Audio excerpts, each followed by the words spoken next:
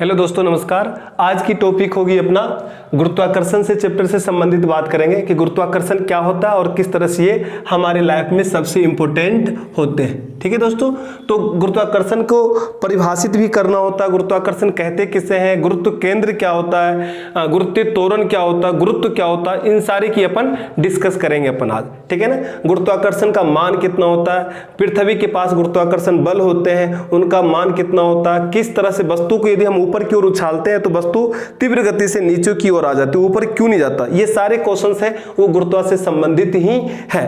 ठीक है दोस्तों, तो पहले अपन बात करेंगे गुरुत्वाकर्षण। गुरुत्वाकर्षण किसे कहते हैं? ब्रह्मांड में प्रत्येक वस्तु में एक प्रकार का बल होता है। ब्रह्मांड में प्रत्येक वस्तु में एक प्रकार का बल होता है जिससे वह दूसरी वस्तु को अपनी ओर आकर्षित करती है। क्या करती है? अपनी ओर आकर्षित करती है। इस आकर्षण बल को ही गुरुत्वाकर्षण या गुरुत्वाकर्षण बल कहते हैं दोस्तों। क्या कहा दोस्तों मैंने? दोबारा एक बार बोल देता हूं। ब्रह्मांड में प्रत्येक वस्तु में एक प्रकार का बल होता है जिससे वह दूसरी वस्तु को अपनी ओर आकर्षित करता है। ठीक है ना। इस बल को ही, इस आकर्षण बल को ही हम गुरुत्वाकर्षण या गुरुत्वाकर्षण बल कहते हैं दोस्तों। ठीक है ना।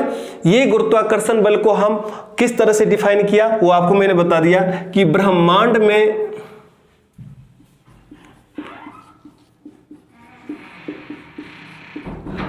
प्रत्येक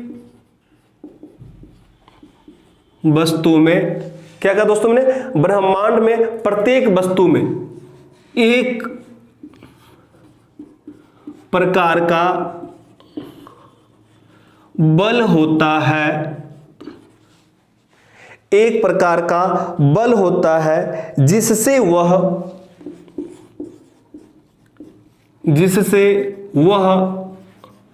दूसरी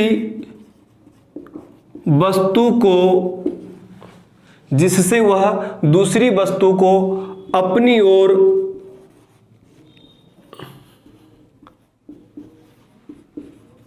आकर्षित करता है। क्या करता है दोस्तों? आकर्षित करता है। इस आकर्षण बल को ही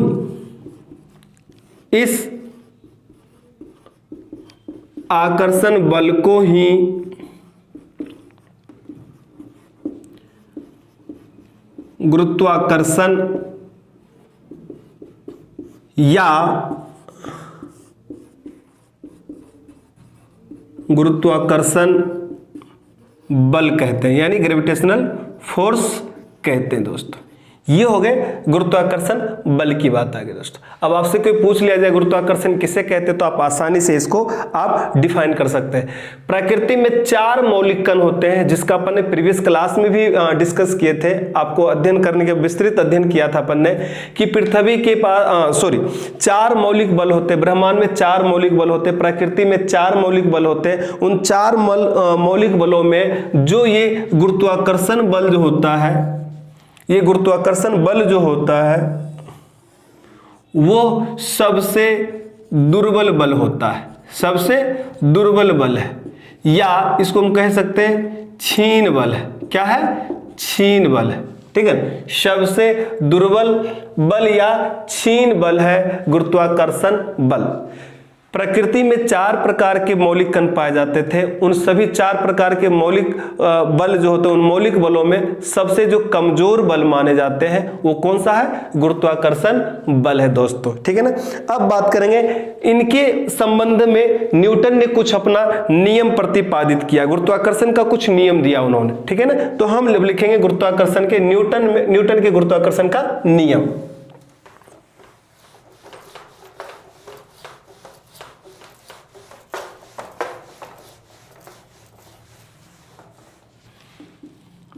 न्यूटन के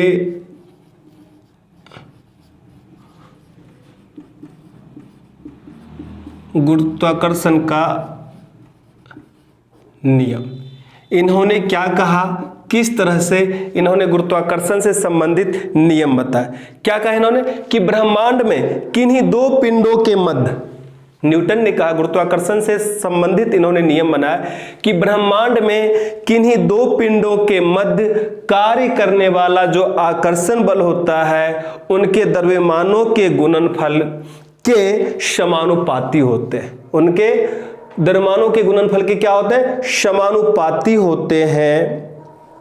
ठीक है दोस्तों, और उनके मध्य दूरी के वर्ग के व्युत्क्रमानुपाती होते हैं। ठीक है ना। उन्होंने क्या कहा, न्यूटन ने गुरुत्वाकर्षण से संबंधित कुछ नियम दिया। वो नियम क्या था कि ब्रह्मांड में किन्हीं दो पिंडों के मध्य कार्य करने वाले जो आकर्षण बल होते हैं उनके द्रव्यमानों के गुणनफल के समानुपाती तथा उनके मध्य दूरी के वर्ग के व्युत्क्रमानुपाती होते हैं। ठीक है ना। ये किसने कहा?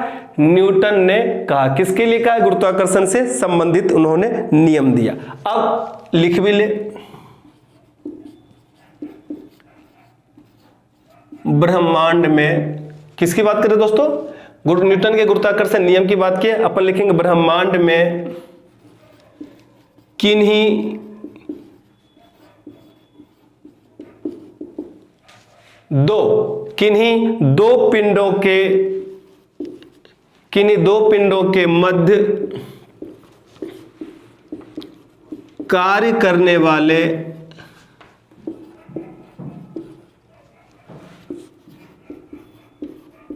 आकर्षण बल, क्या? आकर्षण बल उनके द्रव्यमान, किनके? दो पिंडों, उनके द्रव्यमानों के गुणनफल के समानुपाती होता है और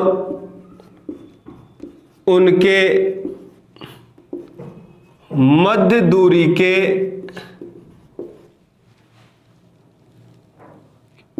वर्ग के व्युत्क्रमानुपाती होता है।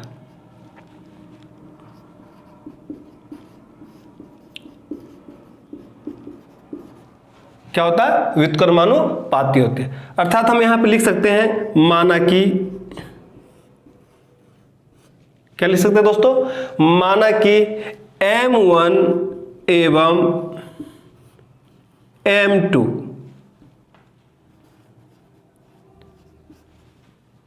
पिंड के क्रमशः क्या है? द्रव्यमान है।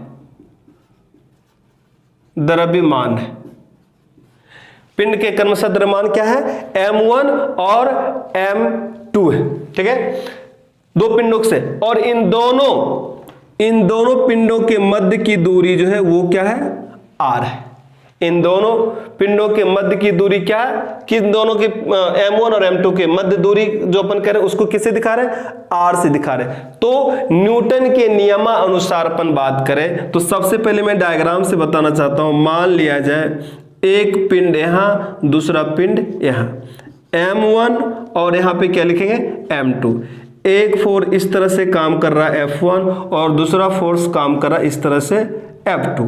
अब इन दोनों के मध्य जो दूरी स्थित है वो क्या है?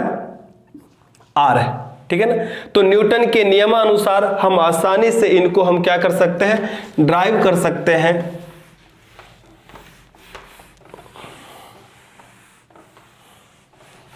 ड्राइव कर सकते हैं। क्या लिख सकते हैं कि ये इन्होंने कहा कि F समानुपाती क्या होता है?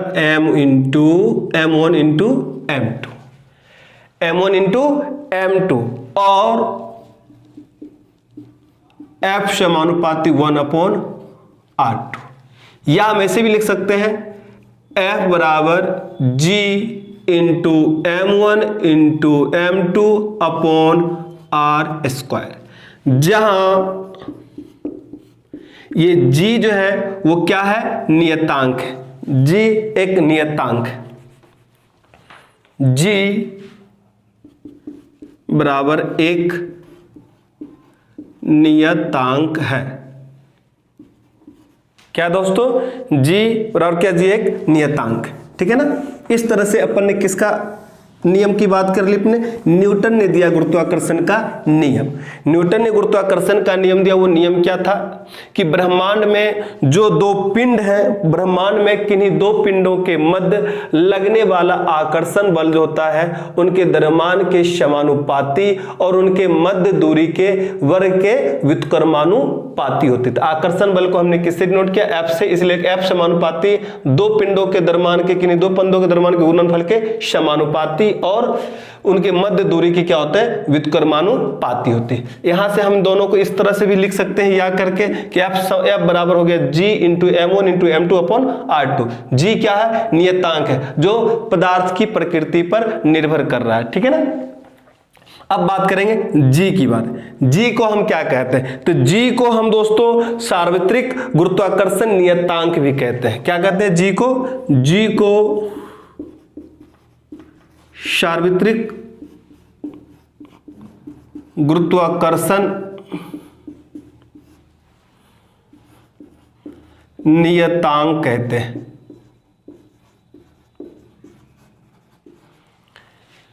G को सार्वत्रिक गुरुत्वाकर्षण नियतांक कहते हैं। ये G का मान, सॉरी सबसे पहले मैं बताऊं, G एक अदिश राशि है। G क्या? एक अदिश राशि है।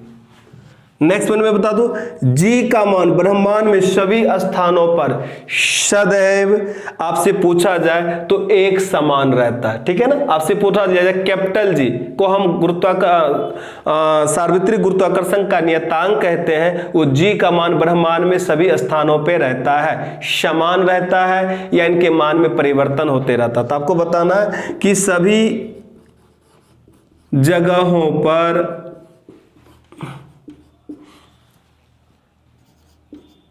इसका मान सदैव स्थिर रहता है, स्थिर रहता है या समान रहता है, ठीक है ना। इस G का मान कितना होता है? इस G का मान भी होना चाहिए। इस G का मान जो होता है 6.67 गुने 10 पर पावर माइनस 11। क्या? 6.67 गुने 10 पर power minus 11 newton metre square प्रति किलोग्राम स्क्वायर।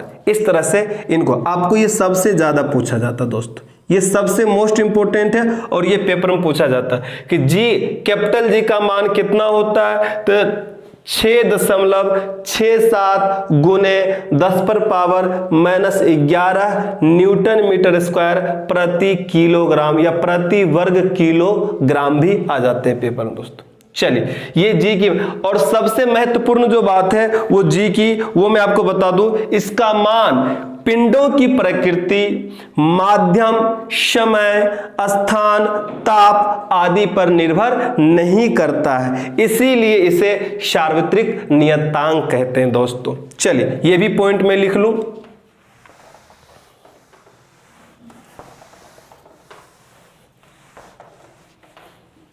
क्या कहा दोस्तों मैंने? इसका मान ना समय पे निर्भर करता है, ना पिंडों की प्रकृति पर निर्भर करता है, ना ताप पे निर्भर करता है, ना स्थान पर निर्भर करता है। इसका मान समय, ताप, स्थान एवं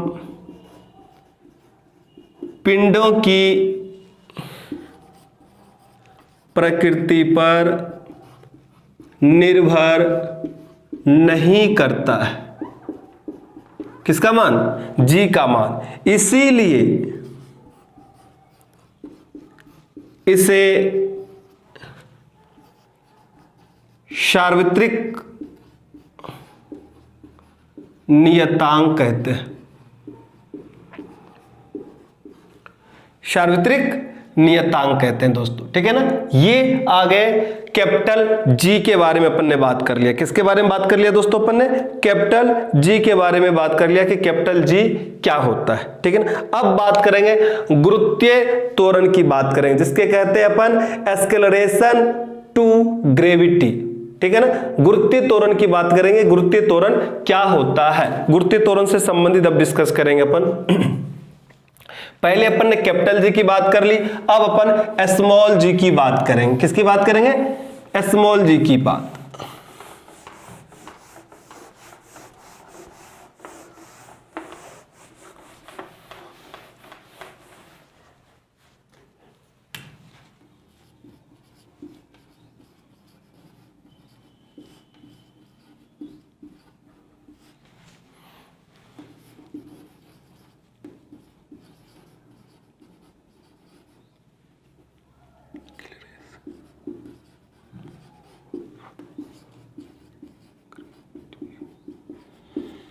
एक्सेलरेशन ऑफ ग्रेविटी, ठीक है ना, एक्सेलरेशन ड्यू टू ग्रेविटी। आपको यहां पे एक्सेलरेशन ड्यू टू कर दो, ऑफ के बजाय due to, acceleration due to gravity यानी गुरुत्वीय त्वरण, ठीक है ना, गुरुत्वीय त्वरण। ये गुरुत्वीय त्वरण क्या होता है और किसे कहते हैं गुरुत्वीय त्वरण, अब इसकी डिस्कस करेंगे। अब यहां से भी छोटे छोटे क्वेश्चंस आपके पेपर में पूछ लिया जाते हैं। सबसे पहले हम इनको परिभाषित करते हैं। इनको परिभाषित किस तरह से करेंगे? वो आकर्षण बल जिससे पृथ्वी किसी वस्तु को अपने केंद्र की ओर खींचती है। वो आकर्षण बल, कौन सा आकर्षण बल अपने को नहीं पता, वो आकर्षण बल जिससे पृथ्वी किसी वस्तु को अपने केंद्र की ओर खींचती है उसे गुरुत्व बल कहते हैं। और इस बल के कारण जो त्वरण उत्पन्न होता है यानी जो एक्सेलरेशन उत्पन्न होता है उसे ही गुरुत्वीय त्वरण कहते हैं। दोस्तों क्या कहते हैं? गुरुत्वीय त्वरण कहते हैं। दोबारा मैं एक बार और रिपीट कर देता हूं और दोहरा देता हूं ताकि आपको कंठस्थ हो जाए। परिभाषा सबसे पहले आनी चाहिए कि वो आकर्षण बल जिससे पृथ्वी किसी वस्तु को अपनी केंद्र की ओर खींचती है उसे गुरुत्व बल कहते हैं। हाँ, इस बल के कारण जो त्वरण उत्पन्न होता है अर्थात जो एक्सेलरेशन उत्पन्न होता है इसीलिए इसे हम क्या कहते हैं? गुरुत्वीय त्वरण कहते हैं दोस्तों, ठीक है ना, इसे हम गुरुत्वीय त्वरण कहते हैं। ठीक है, अब लिख लिया अपन, वो आकर्षण बल, कौन सा आकर्षण बल अपने को पता नहीं है, बस वो आकर्षण बल जिससे पृथ्वी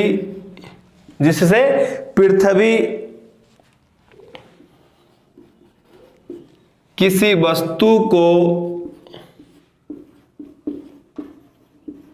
अपनी ओर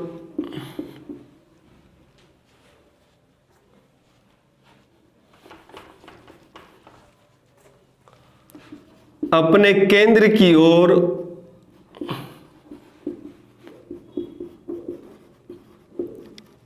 खींचती है, क्या करती है? खींचती है, उसे गुरुत्व बल कहते हैं। क्या कहते हैं दोस्तों? गुरुत्व बल। क्या कहते हैं दोस्तों? गुरुत्व बल। और इस बल के कारण, किस बल के कारण? और इस बल के कारण, किस बल के कारण? गुरुत्व बल के कारण। और इस बल के कारण जो त्वरण उत्पन्न होता है उसे ही गुरुत्वीय त्वरण कहते हैं। क्या कहते हैं दोस्तों? गुरुत्वीय त्वरण कहते हैं। इस तरह से आपको सबसे पहले परिभाषा जानना जरूरी है कि गुरुत्वीय त्वरण क्या, किसे कहते हैं। वो आकर्षण बल जिससे पृथ्वी किसी वस्तु को अपने केंद्र की ओर खींचता है वो गुरुत्व बल कहलाता। और इस गुरुत्व बल के कारण जो उसमें त्वरण उत्पन्न हो जाती है, कितनी तीव्र गति से, जैसे जैसे कोई वस्तु नीचे आती जाती है उनमें तीव्रता, गति बढ़ जाती है, ठीक है, उसे ही त्वरण कहते हैं। यानी वेग में परिवर्तन, यानी स्पीड पहले 40, गति पहले 40 है, फिर 50, 60, 70, यानी आपकी गति और तेज तेज होती जा रही है, धीरे धीरे तेज होती जा रही, वो त्वरण में तब्दील हो जाती है। तो जैसे किसी वस्तु को ऊपर से उछाला जाता है, जब वस्तु पुनः धरती की ओर आती है तो वो धरती के जैसे जैसे नजदीक आती है तो अपनी गति तीव्र जो हो जाती है, तो उसे अपन क्या कहते हैं, त्वरण कहते हैं। तो वही कह रहा है कि वो आकर्षण बल जिससे पृथ्वी किसी वस्तु को अपने केंद्र की ओर खींचती है उसे गुरुत्व बल कहते हैं, और इस बल के कारण जो त्वरण उत्पन्न होता है उसे ही गुरुत्वीय त्वरण कहते हैं। ये हो गया अपना डेफिनेशन, ये जानना आपका जरूरी है। आपसे ये भी पूछा जाता है कि गुरुत्वीय त्वरण किस पे निर्भर करता है। मैं आपको बता दूं कि यह वस्तु के रूप, आकार, द्रव्यमान आदि पर निर्भर नहीं करता। कौन निर्भर नहीं करता? यह गुरुत्वीय त्वरण किस पे? यह वस्तु के आकार यानी रूप, वस्तु के आकार, रूप, द्रव्यमान आदि पर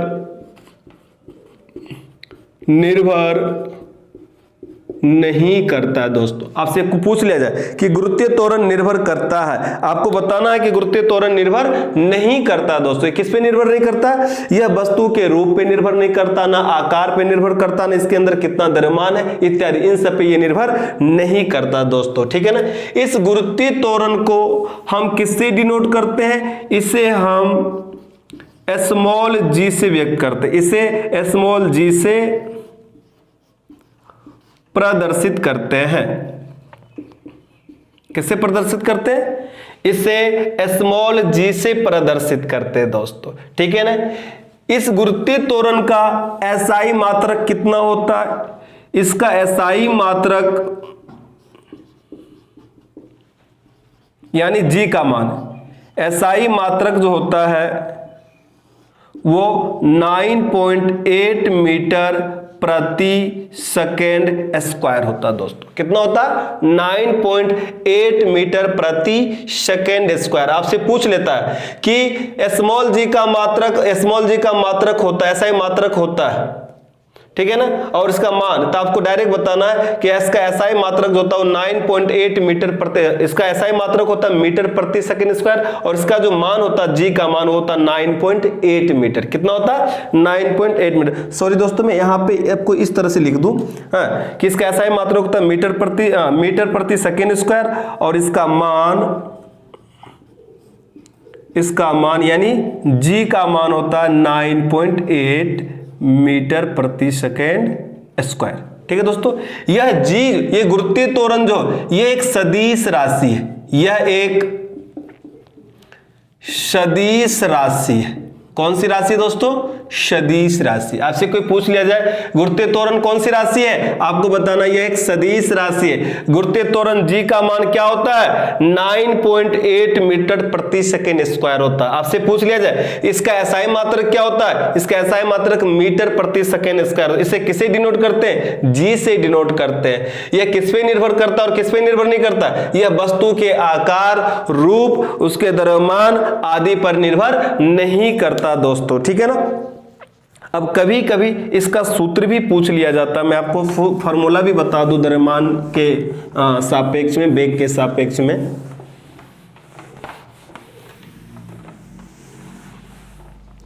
आपसे पूछ लिया जाए तो आपको बताना है कि स्मॉल जी बराबर होता है capital G into M upon R square.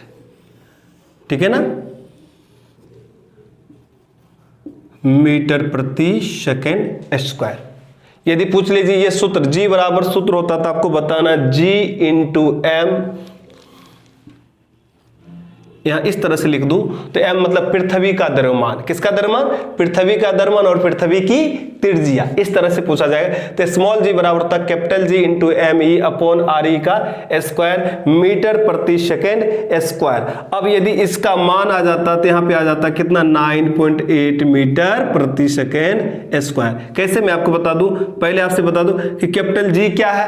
आपको पता है कि कैपिटल जी क्या है? कैपिटल जी गुरुत्वाकर्षण नियतांक है। गुरुत्वाकर्षण नियतांक, और इसका मान कितना होता है, इसका मान होता है 6.67 गुने 10 पर पावर -11 न्यूटन मीटर स्क्वायर प्रति केजी स्क्वायर। ठीक है दोस्तों, और पृथ्वी का द्रव्यमान me,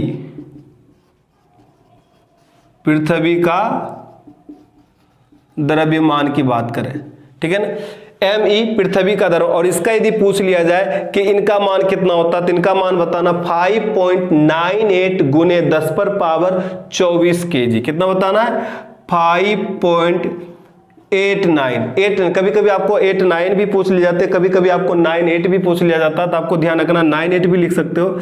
98 गुने 10 पर पावर 24 केजी। ठीक है दोस्तों, अब आपको पृथ्वी का त्रिज्या RE, पृथ्वी की त्रिज्या लगभग, अब आपसे कोई पूछ ले कि पृथ्वी की त्रिज्या का लगभग मान कितना होता है, तो ये भी आप बताओ 6.38। कितना, 6.38 गुने 10 पर पावर 6 मीटर होता है। ठीक है ना, 6.38 गुने 10 पर पावर 6 मीटर होता है लगभग। इस तरह से यदि इन सब का मान यदि आप यहां बैठा कर निकालते हो तो जी का मान आ जाता है 9.8 मीटर प्रति सेकेंड स्क्वायर। ठीक है ना। अब आपको एक बात बता दूं कि जिस तरह से आपने कैपिटल जी के बारे में बताया था कि कैपिटल जी का मान सदैव सभी ब्रह्मांड में ब्रह्मांड के सभी स्थानों पर सभी जगहों पे नियत रहता है, यानी समान रहता, कोई परिवर्तन नहीं होता है। जबकि स्मॉल जी का मान सभी स्थानों पर भिन्न भिन्न होते हैं। ठीक है ना, इनका मान में परिवर्तन हो जाते हैं, इनके स्थान परिवर्तन होगा तो इनके मान में भी परिवर्तन हो जाते हैं। दोस्तों चलिए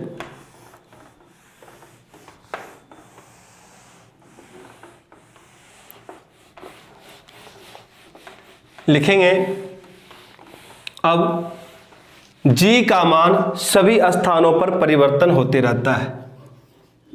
जी का मान सभी जगहों पर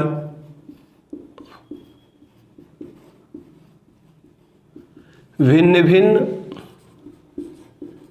होता है। ठीक है ना। अब यहां से नोट डालेंगे और सबसे मोस्ट इंपोर्टेंट पॉइंट जो होता है, कहां कम होता है और कहां ज्यादा होता है, यदि ये पूछ लिया जाए तो आपको बताना जरूरी है। ठीक है ना। जी का मान पृथ्वी के भूमध्य रेखा पर, किस पे, भूमध्य रेखा पर, यानी जीरो रेखा पर, यानी विषुवत रेखा पर, इस तरह से कहीं से भी कुछ भी पूछ सकता है। आपको ध्यान रखना, ये ज्योग्राफी में भी है इस टाइप से, और आपको साइंस में भी मिल जाएगा कुछ टॉपिक पढ़ने के लिए, कुछ अंश आपको ज्योग्राफी भौगोलिक में भी मिल जाएगा पढ़ने के लिए। तो अभी यहां भी अपन पढ़ ले और फिर उसमें भी अपन पढ़ सकते, तो और आपको कंठस्थ और भी अच्छी तरह से आपको आ जाएगा याद कि भूमध्य रेखाएं क्या होती है, विषुवत रेखा क्या होता है और जीरो रेखा किसे कहते हैं। अपन तो साइंस से संबंधित बात करें तो सिंपल से लैंग्वेज में बात करेंगे कि जी का मान कह रहा कि जी का मान पृथ्वी के भूमध्य रेखा पर या जीरो रेखा पर या विषुवत रेखा पर कितना होता है, तो आपको बताना है कि इन रेखाओं पर न्यूनतम होता है। ठीक है दोस्तों, सबसे इंपॉर्टेंट पॉइंट मैंने, जी का मान कहां, जी का मान पृथ्वी के भूमध्य या जीरो डिग्री रेखा भी बोल सकते हो या विषुवत रेखा भी बोल सकते हो, पर क्या होता है, न्यूनतम होता है। अब ये सबसे मोस्ट इंपोर्टेंट क्या होता है, न्यूनतम होता है। अधिक होता है, कम होता है, क्या होता है, कम होता है, न्यूनतम होता है। नेक्स्ट पॉइंट, जी का मान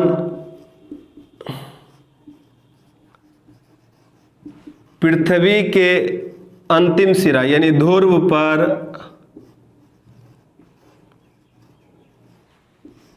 अधिकतम होता है।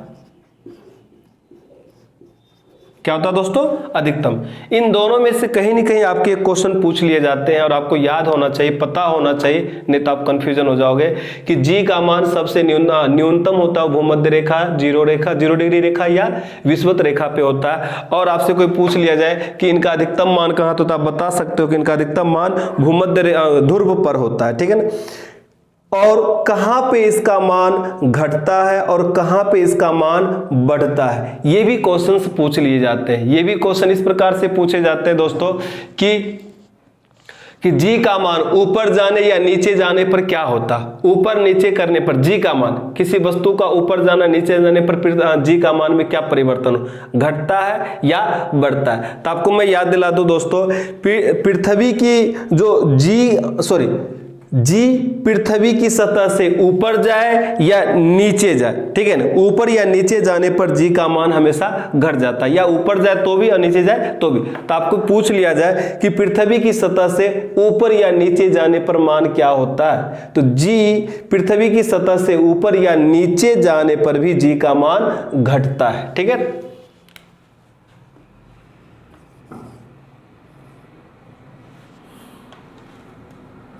जी का मान पृथ्वी की सतह से ऊपर या नीचे जाने पर क्या होता है दोस्तों, घटता है, ठीक है। ये भी सबसे मोस्ट इंपोर्टेंट पॉइंट बन जाते हैं। पहला पॉइंट ये था, दूसरा पॉइंट ये था और तीसरा पॉइंट ये हो गए। आपसे पूछ लिया जाए इन तीनों पॉइंट में कहीं ना कहीं एक क्वेश्चन जरूर पूछ लिए जाते हैं। पृथ्वी की घूर्णन गति, तीसरा सबसे, चौथा जो मोस्ट इंपोर्टेंट है कि पृथ्वी की घूर्णन गति बढ़ने पर, पृथ्वी की घूर्णन गति बढ़ने पर जी का मान क्या होता है, तो जी का मान कम हो जाता। और यदि पूछ ले पृथ्वी की घूर्णन गति घटने पर क्या होता है, तो जी का मान बढ़ जाता है। ये भी क्वेश्चंस आ जाते हैं।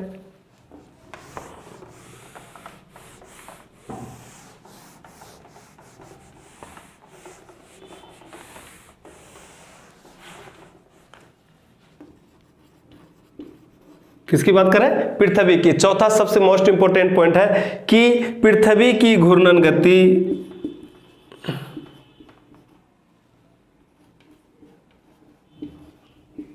पृथ्वी की घूर्णन गति बढ़ने पर, पृथ्वी की घूर्णन गति बढ़ने पर जी का मान कम होता है। क्या होता है दोस्तों, कम होता है। पृथ्वी की घूर्णन गति, अब किसकी बात करेंगे, घटने की बात कर दें। घटने पर जी का मान बढ़ता है, ठीक है। ये भी मोस्ट इंपोर्टेंट है और ये भी पेपर में आ जाते हैं। आपको ये भी पूछ लिया जाता है कि पृथ्वी के केंद्र पर जी का मान कितना होता है, तो पृथ्वी की केंद्र पर जी का मान, कहीं भी किसी भी सतह की बात करा, पृथ्वी की केंद्र पर जी का मान कितना होता है, तो पृथ्वी की केंद्र पर जी का मान 0 होता है। कहीं कहीं आपको यह भी भ्रांति रहता है कि पृथ्वी की सतह पर सबसे अधिक जी का मान होता है, ठीक है ना। ये भी आ जाते हैं कि पृथ्वी की सतह पर सबसे अधिक जी का मान होता है। कितना मान है, 9.8 मीटर प्रति सेकंड स्क्वायर। लेकिन कहीं सिर्फ केंद्र की बात कर रहा है आपको, सिर्फ केंद्र, ये तो सतह की बात करें, और सभी पृथ्वी की केंद्र सतह एक जैसे कहीं ना कहीं होती है। और यदि यहाँ पे शून्य की बात कर ली, यदि वहां पे क्वेश्चंस अलग आ जाए तो पृथ्वी के केंद्र पर जी का मान कितना होता है, यदि वहां पे अधिक कम ना दिया हो और कुछ और ही मिल जाए आपको मान में, तो वहां पे क्या 0 होता है। लेकिन सभी सतहों पर सबसे अधिक होता है, वो अपने को ध्यान है, 9.8 मीटर प्रति सेकेंड स्क्वायर है दोस्तों, ठीक है ना।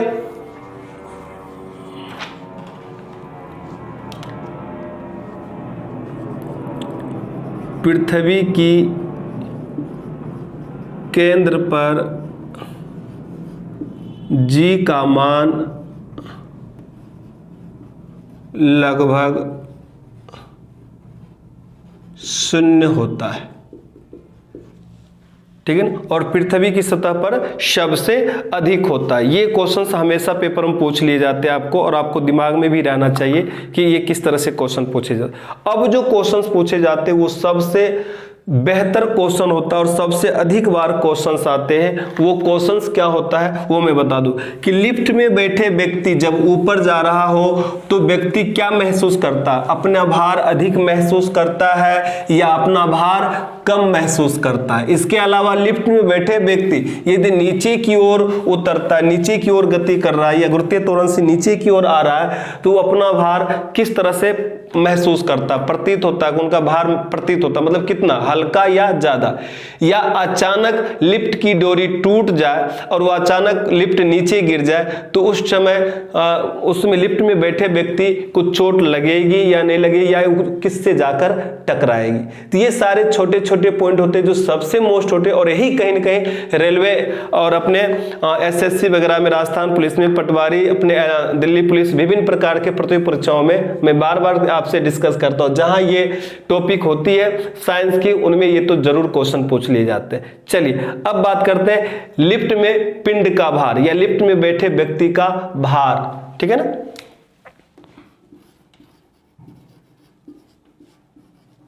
लिफ्ट में पिंड का भार, पिंड कोई वस्तु भी हो सकता है, पिंड या वस्तु कहते हैं अपन, कितना होता है। जब आपसे पूछ लिया जाए कि जब पिंड ऊपर की ओर त्वरित होती है, जब पिंड ऊपर की ओर त्वरित होती है, जब पिंड ऊपर की ओर त्वरित होती है तो उसमें स्थित व्यक्ति को अपना भार प्रतीत होता है, बढ़ता हुआ प्रतीत होता है या घटता हुआ प्रतीत होता है। सबसे शानदार क्वेश्चन है, ठीक है ना। जब पिंड ऊपर की ओर त्वरित होता है तो उसमें क्या, तो उसमें स्थित व्यक्ति का भार प्रतीत होता। तो व्यक्ति का भार क्या प्रतीत होगा, बढ़ा हुआ प्रतीत होता। दोस्तों क्या हुआ, बढ़ा हुआ प्रतीत होता है। आपसे ये क्वेश्चन पूछा जाता है, बढ़ा हुआ प्रतीत होता है या घटता हुआ, आपको ध्यान रखना बढ़ा हुआ प्रतीत होता है। इसका मतलब क्या होगा, जो भार है उसको अपन डब्ल्यू, पिंड का भार और वस्तु का भार, यानी लिफ्ट का भार और यहां पे व्यक्ति का भार। तो लिफ्ट का भार क्या है, mg, और यहाँ पे वस्तु का भार क्या, पिंड, उसमें स्थित व्यक्ति का भार क्या है वो आपको बताना, तो उसमें स्थित व्यक्ति का भार है ma, ठीक है ना। तो ये हो गया इसका फॉर्मूला, ठीक है दोस्तों। यदि कोई पूछ लिया जाए जब पिंड ऊपर की ओर त्वरित होता है तो उसमें स्थित व्यक्ति का भार बढ़ा हुआ, या यहाँ पे आज आपको लिफ्ट में लिख देता हूं, तो उसमें स्थित व्यक्ति का भार बढ़ा हुआ प्रतीत होता है। ये तो दूसरा पॉइंट हो गया। अब पहला पॉइंट, सॉरी, अब जब पिंड नीचे की ओर त्वरित होता है तो उसमें स्थित व्यक्ति का भार कितना, तो यहां पे लिखेंगे घटा हुआ प्रतीत होता है, घटता हुआ प्रतीत होता है, ठीक है दोस्तों। अर्थात W बराबर लिफ्ट का भार क्या है, mg माइनस व्यक्ति का भार ma।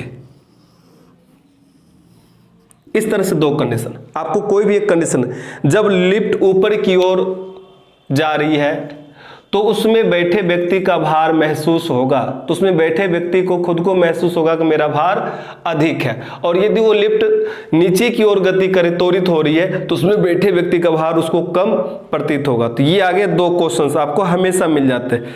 अब जब लिफ्ट एक समान वेग से ऊपर नीचे कर रहा है, जब लिफ्ट एक समान वेग से ऊपर नीचे आती जाती हो तो उसमें बैठे व्यक्ति का भार में क्या परिवर्तन होता है या कोई परिवर्तन नहीं होता। ये सबसे मोस्ट इंपॉर्टेंट क्वेश्चन है। जब लिफ्ट एक समान वेग से ऊपर नीचे की ओर गति कर रही है या त्वरित हो रही है, तो उसमें बैठे व्यक्ति का भार में कोई परिवर्तन नहीं होता, ना उन्हें अपना भार में परिवर्तन महसूस होता है, ठीक है ना, यानी अपरिवर्तित रहता। आपको बताना कि उनमें कोई परिवर्तन प्रतीत नहीं होता, यानी इस अवस्था में व्यक्ति को अपना भार शून्य प्रतीत होता है। क्या प्रतीत होता है? शून्य प्रतीत होता है। चलिए इस तीसरे पॉइंट की अपन डिस्कस कर लें।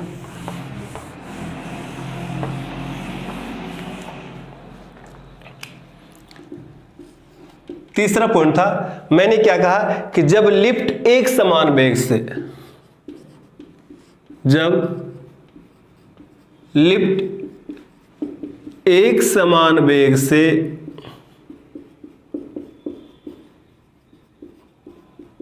ऊपर नीचे, क्या ऊपर नीचे आती जाती है,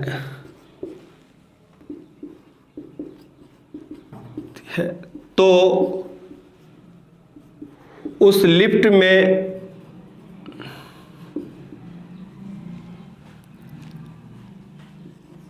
स्थित व्यक्ति के भार में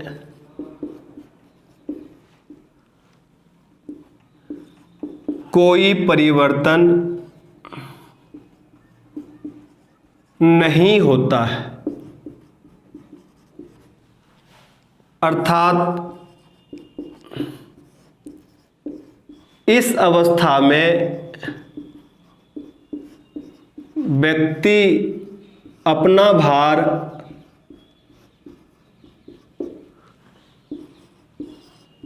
शून्य प्रतीत करता है।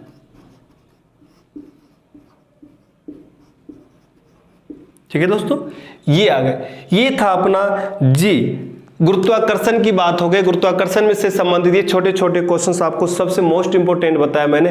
ये क्वेश्चंस आपसे आ जाते हैं, गुरुत्वाकर्षण क्या होता है, गुरुत्वीय त्वरण क्या होता है, जी का मान कितना होता है, कैपिटल जी का मान कितना होता है।